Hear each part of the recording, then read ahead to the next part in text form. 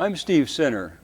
I make art using a wood lathe, and we're going to show you what a wood lathe is and how it works. This is a wood lathe, and the basic part of the wood lathe is called the ways. And the ways are the part of the lathe that are flat on top, and the other parts of the lathe mount on that, and that keeps them in alignment. The working part of a wood lathe is called the headstock. The headstock has a motor, and in the case of this one, the motor is attached to the spindle of the lathe, which is right here, by belts that are inside of here. This particular lathe has what we call a variable frequency drive, which allows us to control the speed and the braking of the lathe using the motor on special controls. The controls to operate it are on this side of the lathe. The spindle has two ways of mounting items on the lathe. One of them is a taper that's internal to the lathe, and you use centers that can be put in like this and stuck into the lathe, and then when the spindle turns, they'll turn whatever that accessory is. Now that accessory uses a taper that as easily as I put that in there, it is now locked in, and I need to get a knockout bar to knock it back out from the other end, like that. The other way that we can mount things on the spindle of a wood lathe is to use the threads on the outside of the spindle.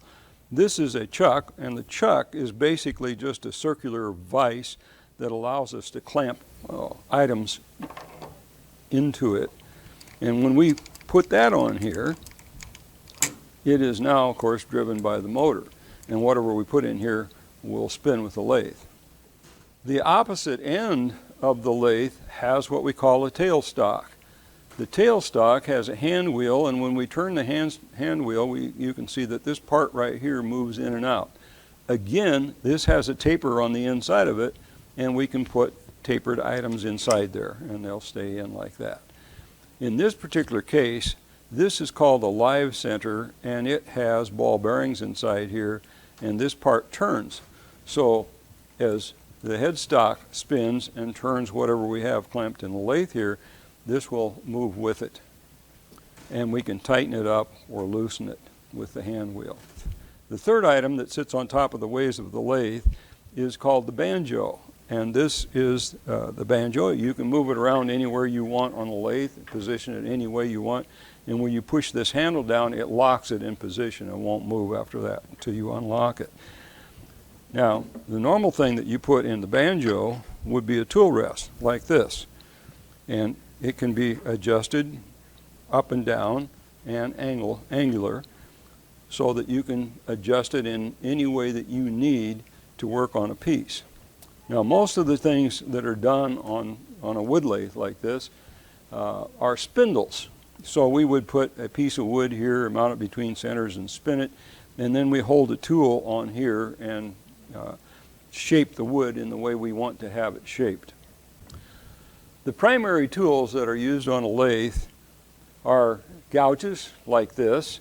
This particular one is round. It has a deep flute in it, and you can see that the grind here on the end is at an angle and it gives us a really sharp edge in there.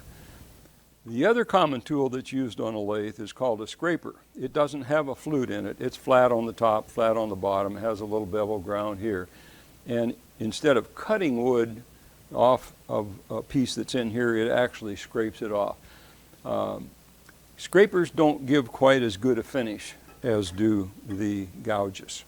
And gouges tend to remove a lot more material a lot faster. There are a lot of other tools that can be used on a lathe for special purposes, and a lot of different styles and shapes of these two particular kinds of tools. We can give you an example of how we might mount a piece of wood in this lathe. We'll take, this is a piece of hard maple. We'll take that and we'll open our chuck up, and there's a little dovetail on here that fits into the dovetail on the chuck, the jaws of the chuck. And we turn that down, tighten it up, and we now have that piece of wood very solidly clamped in the lathe. if we want to be doubly certain, safety-wise, we bring up the tailstock like this, and then we bring the point of that live center up and lock that, and lock this, and now we have a very solid setup that we can use and cut away at this piece of wood. Now I'm going to adjust this tool rest up to about where I like to have it, and we'll give you an example of how that works.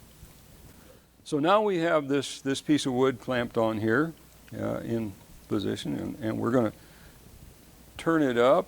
I have the controls here, and we can cause it to spin slowly, slow it very down if we want, or we can speed it up and make it turn real fast. We can also reverse the direction. So now it is turning in the opposite direction. We're going to turn this on, and we're going to take a gouge and show you how a cut works. I'm going to wear this face shield for my protection in case any piece flies off of here while I'm turning.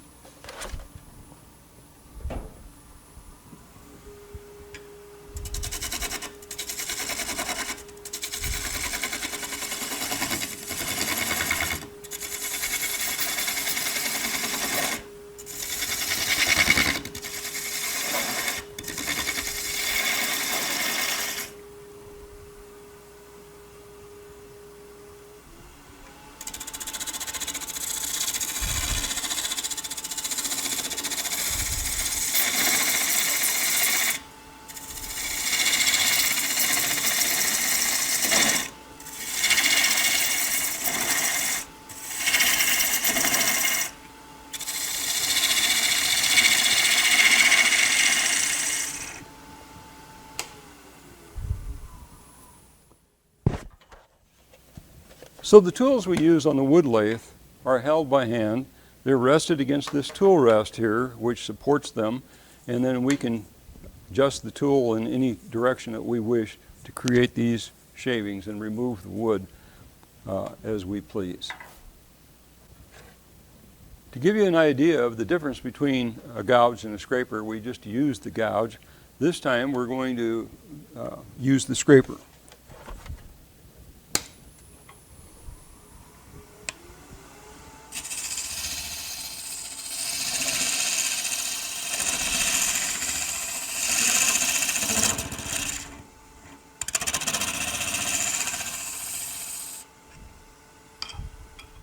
Okay. Now, if you take a close look at this, you can see that the part that I just did here with the scraper is pretty rough, whereas the part over here that was done with the gouge is nice and smooth. That's a major difference between those two tools.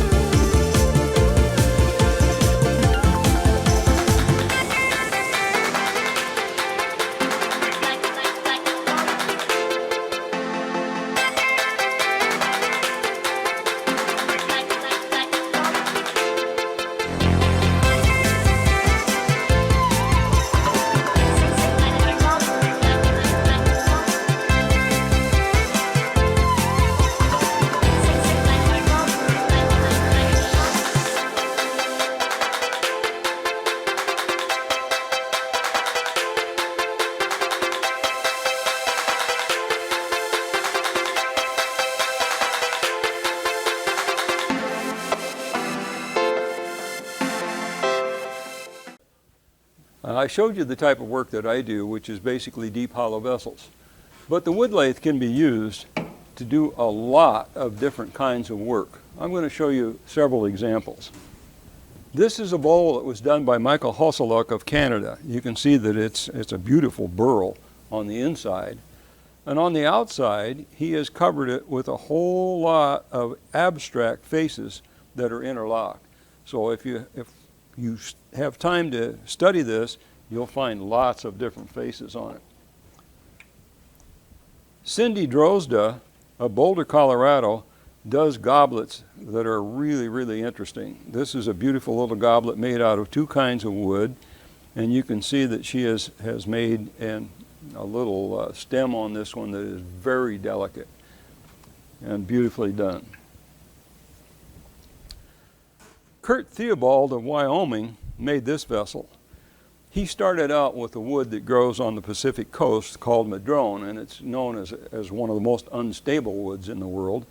So when the wood was freshly cut and still wet, he cut out all these pieces and assembled this vessel and glued them together, and then he let the vessel dry, or let the wood dry. And as it dried, you can see that all of these pieces moved each as it wanted to. Some of them shrank, and the glue joints broke and created this very, very interesting vessel.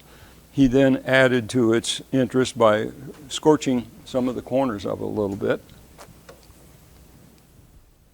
Here's another hollow vessel. This one's been treated with metallic type finishes. This is by Molly Winton from Washington State, and this series is called her Mustang series. You see all the Mustangs. She carved on the outside of it.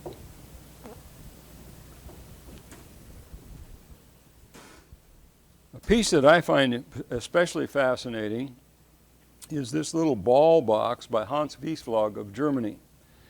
Now Hans used two different kinds of woods, a light wood, a light colored wood on the inside, and a dark colored wood on the outside. He made those spheres so that they fit closely together, and then he turned through one of the spheres on the outside in one direction and the other sphere in the other direction on the inside. Fascinating little project here. Very, very difficult. From France, we have this flower form that was done by Alain Millon. He is known for this. It's kind of a signature piece of his, but it's one of the smaller and simpler pieces that he does. He does some extremely complex and fascinating, very, very thin turnings. So that gives you an idea of the kind of art that can be done on a lathe. It covers a very wide variety of possibilities. This video was produced by Quad Cities Woodturners for the Figge Art Museum of Davenport, Iowa. Quad Cities Woodturners is a proud chapter of the American Association of Woodturners. Thank you for watching.